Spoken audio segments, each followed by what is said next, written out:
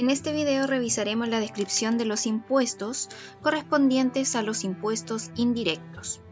Es necesario mencionar que en los impuestos, estos se pueden clasificar como impuestos indirectos, impuestos directos y otros impuestos. En el caso de los impuestos indirectos, tenemos los impuestos a las ventas y servicios, el impuesto a los productos suntuarios, el impuesto a las bebidas alcohólicas, analcohólicas y productos similares, impuestos a los tabacos, impuestos a los combustibles, impuesto a los actos jurídicos de timbres y estampillas, impuesto al comercio exterior. Veremos algunos ejemplos de ellos. En el caso del IVA, de acuerdo al Decreto Ley 825, estamos hablando del impuesto al valor agregado correspondiente a la tasa del 19% sobre la base imponible. El ejemplo que vemos en pantalla corresponde a una factura en donde determinamos el total neto, el IVA del 19% y el total. ¿Quién emite la factura y quién recibe la factura? En el caso de quien emite, corresponde al vendedor, por lo tanto para ellos consideran una factura de venta. Aplicarán su IVA y en su contabilidad aparecerá el IVA débito fiscal. Ahora, ¿quién recibe la factura? Para quien compra, es una factura de compra y utilizarán en su contabilidad el IVA como IVA crédito fiscal. En cuanto al cálculo de la factura, tenemos que el valor neto considera 16.798. 16.798 por el 19% es igual al IVA, y la suma del neto más el IVA corresponde al total, que serían 19.990. ¿Qué sucede si queremos sacar, por ejemplo, el valor neto y solamente contamos con el valor total? Para calcular el neto, puede considerar el valor total dividido en 1,19 y así obtenemos, en este caso, los 16.798. Otro impuesto indirecto que podemos considerar corresponde al impuesto a las bebidas alcohólicas, analcohólicas y productos similares. Corresponde principalmente a la venta o importación de bebidas alcohólicas y analcohólicas que pagan un impuesto adicional correspondiente a la tasa dependiendo del tipo de bebida alcohólica o analcohólica que sea. En el caso de las bebidas analcohólicas naturales o artificiales, o por ejemplo los energizantes, jarabes u otros, consideran una tasa del 10%. Pero si por ejemplo tiene un alto contenido en azúcares, entonces tendrá una tasa del 18%. También dentro de la misma ley se considera que los licores como el pisco, el whisky, aguardientes u otros tienen una tasa correspondiente al 31,5%. En cuanto a los vinos destinados al consumo, o también hablamos de los espumosos, la champaña, tienen una tasa del 20,5%. Acá, dentro de la lámina, vemos, por ejemplo, que existen comerciantes minoristas, comerciantes, en este caso, mayoristas también, o directamente algunos distribuidores o productores. En el caso de los comerciantes minoristas, nos dice que en aquellos periodos que vendan bebidas alcohólicas y analcohólicas a otros vendedores, deben determinar el crédito ILA según la proporción que represente las ventas afectas a ILA en el total de las ventas de dichos productos. En cuanto a los comerciantes minoristas, aquellos que venden bebidas alcohólicas y analcohólicas solo a los consumidores finales, no deben determinar el crédito ILA, ya que dicho impuesto pasa a constituir parte del costo de la venta. Los comerciantes que solo venden a otros vendedores, tales como los distribuidores, mayoristas, productores, correspondiente a las bebidas alcohólicas y analcohólicas, tienen el derecho del 100% del crédito ILA. Ahora, veamos un ejemplo. Considerando el whisky, que tiene una tasa del 31,5%, tenemos acá un valor neto que corresponde a 8 millones de pesos. El IVA, crédito fiscal o el IVA en general, corresponde al 19% sobre el valor neto. Entonces, 19% sobre 8 millones de pesos es igual a 1.520.000. En el caso del impuesto adicional, que corresponde en este caso al impuesto de las bebidas alcohólicas y analcohólicas, sería 31,5 para el caso del whisky. Entonces, 8 millones de pesos por 31,5% es igual a 2.520.000. ¿Y cuál será el valor total de esta operación? Sumamos el neto más el IVA más el impuesto adicional correspondiente al ILA, quedando un total de 12.040.000 pesos.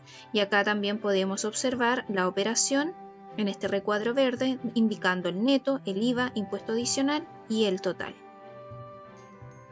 En el caso de los impuestos a los tabacos, estamos hablando de los cigarrillos puros que pagan un impuesto del 52,6% sobre el precio de la venta al consumidor, y el tabaco elaborado, sea en hebras, tableta, pastas o cuerdas, corresponde a un 59,7% sobre su precio de venta al consumidor.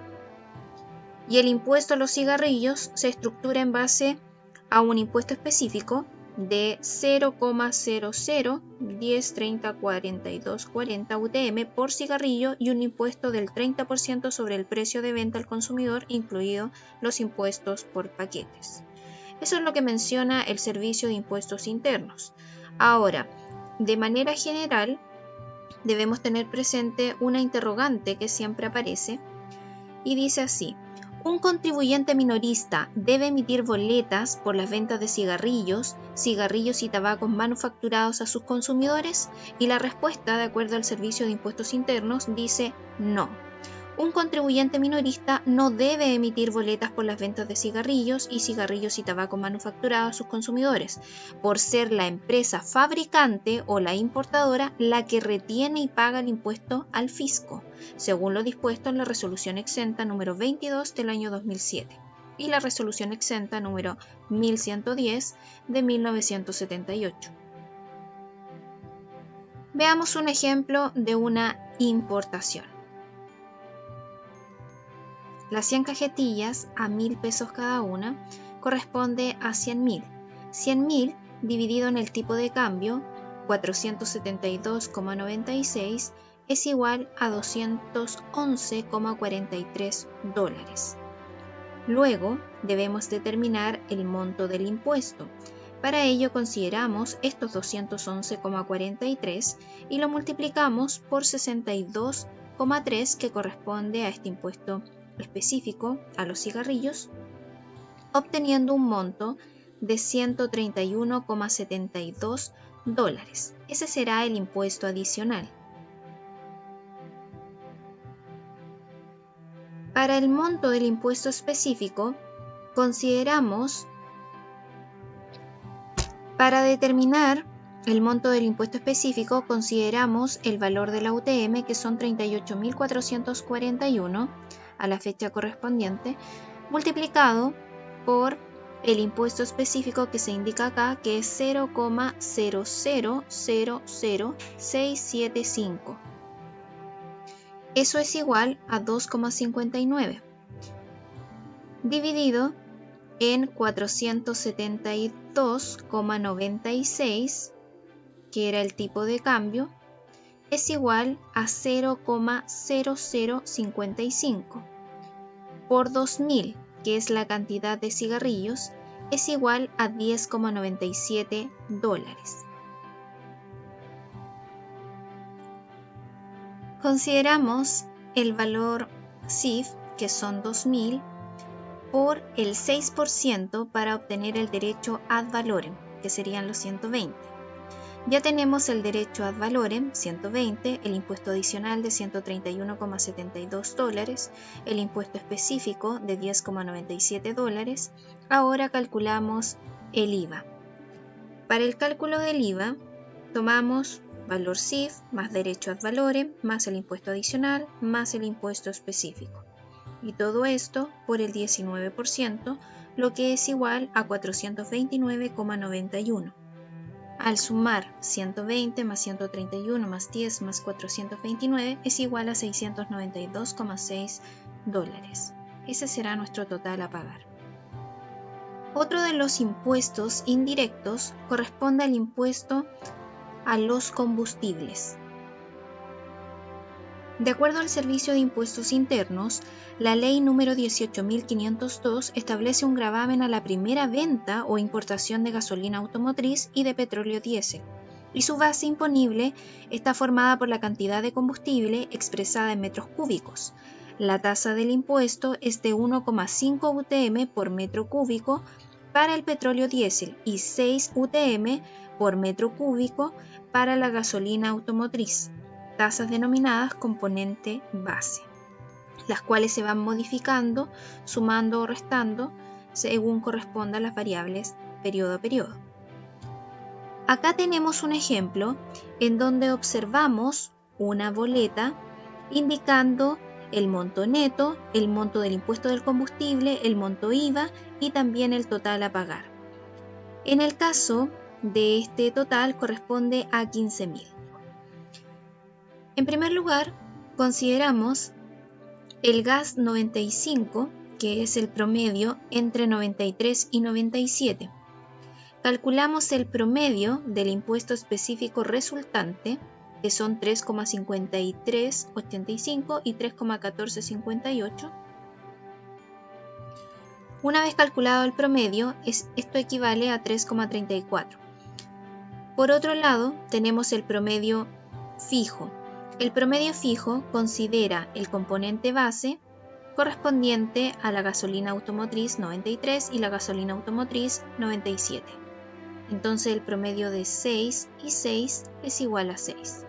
El promedio variable contempla el componente variable que son menos 2,4615 y menos 2,8542 para cada una de las gasolinas. Promedio menos 2,65. Por otro lado, tenemos el monto. El monto neto correspondiente a la gasolina es de 10.741. El monto del impuesto al combustible, que sería en este caso el impuesto específico, considera estos 2.218. ¿Cómo se obtuvieron los 2.218? Los 2.218 corresponde, en este caso, a la multiplicación del promedio entre la gasolina 93 y 97, que era de 3,34, por el valor correspondiente a la UTM, que son los 60.310, y por el monto de la gasolina requerida, que es 0,011005, 2.218. Ahora usted se pregunta, ¿y de dónde salió este 0,011005? Corresponde a la cantidad de litros que se han adquirido, que eran 11,005, dividido en 1000. Entonces, ya tenemos en este espacio el monto fijo, 3.982,3. Y ahora para la determinación del variable, consideramos el promedio variable menos 2,6579 por el valor de la UTM, que son los 60.310, y por la cantidad de combustible, que es 0,011005. Es igual menos 1.764. La diferencia entre lo fijo y lo variable corresponde al total del impuesto específico, que serían los 2.218. Entonces ya tenemos nuestro valor neto, 10.741, el monto del impuesto del combustible, 2.218, el monto del IVA, que corresponde al 19% sobre el valor neto, 10.741 por 19%, 2.041, y la suma del neto más el impuesto al combustible más el monto del IVA corresponde en este caso al total a pagar, que serían los 15.000. Y hemos comprobado que es exactamente lo mismo que decía en la boleta recibida por la tienda correspondiente. Otro dato interesante es calcular el impuesto a las herencias. Para calcular el impuesto a las herencias, debemos en primer lugar tener la posesión efectiva, que entrega en este caso el registro civil. Nos vamos a la página del Servicio de Impuestos Internos, Servicios Online, bajamos hasta el ítem de herencias. Posteriormente, presionamos Impuestos a las herencias y donaciones, declarar, consultar y rectificar herencias y donaciones correspondiente al formulario 4412, ingresamos el RUT y la clave tributaria, o también puede ser la clave única. Luego nos vamos a consulta de declaraciones por RUT del causante, validación de certificados. Nos desplegamos hasta el final donde dice si es una herencia testada, intestada, donaciones o quiero volver. En este caso, nos vamos a un formulario de herencias intestadas, donde debemos llenar algunos campos como los datos del declarante, los datos del causante. Posteriormente, nos vamos a datos de solicitudes de posesión efectiva, indicando el número de la inscripción, la fecha de resolución, la oficina del registro civil correspondiente y el folio del certificado. Luego, nos vamos a lista de asignatarios donde aparecerán los herederos, en este caso una cónyuge y un hijo.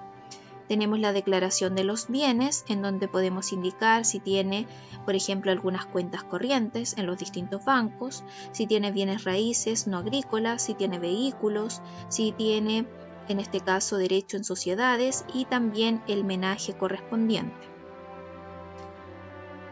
Luego, debemos completar algunos antecedentes. En el caso de los bienes raíces agrícolas, se debe indicar el rol de la propiedad, la comuna a la cual pertenece, el valor del avalúo fiscal. Y al final del formulario aparecerá el cálculo de los impuestos de todos los herederos. Podemos guardarla en borrador o enviarla. Acá tenemos un ejemplo simple, considerando una sociedad conyugal. Cada cónyuge posee el 50%.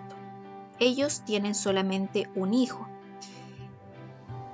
Después del fallecimiento de uno de los cónyuges, vemos cuáles son los bienes que posee.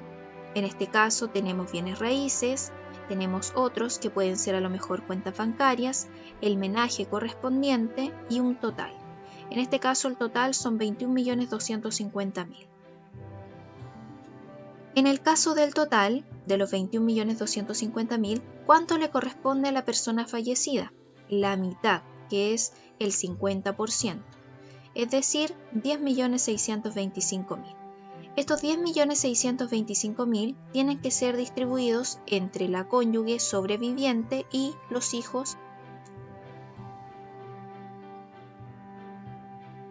Ya sabemos entonces que el 50% corresponde a 10.625.000. Estos 10.625.000 se tienen que distribuir entre la cónyuge sobreviviente y los hijos. En el ejemplo se señala que solamente tiene un hijo. Por lo tanto, corresponde 25 para cada uno. Es decir, de estos 10.625.000, el 50% es para la cónyuge y el otro 50% es para el hijo. 5.312.500. Estos 5.312.500 se dividen en el valor de la UTM correspondiente al tiempo en que se tramitó la posesión efectiva, por ejemplo, abril 2022, donde la UTM era de 55.704, tenemos que hacer el siguiente ejemplo. Tomar los 5.312.500, dividirlos en 55.704, lo que queda en 95,37. En el caso de las herencias estarán exentas aquellas herencias que tengan una valorización inferior a 600 UTM. En este caso tenemos solamente 95,37, por lo tanto se encuentra exenta. Eso significa que no paga impuestos.